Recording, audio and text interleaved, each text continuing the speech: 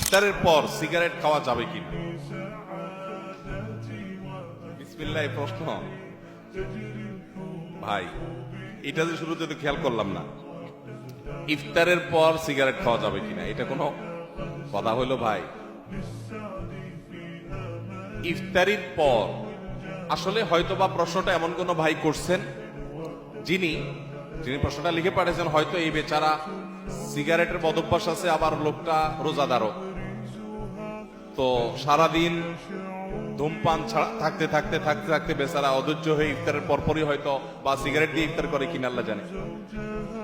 ইফতারের পর ধূমপান করা গুনাহ, কারণ যেটা মানুষের স্বাস্থ্যের জন্য ক্ষতিকর এবং নিশ্চিত ক্ষতিকর, যেটা মানুষের জন্য বিষের মতো ক্ষতিকর, ধ্বংসের দিকে মানুষকে নিয়ে যায়, এবং যেটার ক্ষতি ছাড়া কোনো উপকারিতা আপাত দৃষ্টিতে নাই, সেই জিনিসটা মানুষের জন্য হালাল হয় না, সেটা মানুষের জন্য খাওয়া জায়েজ হয় না।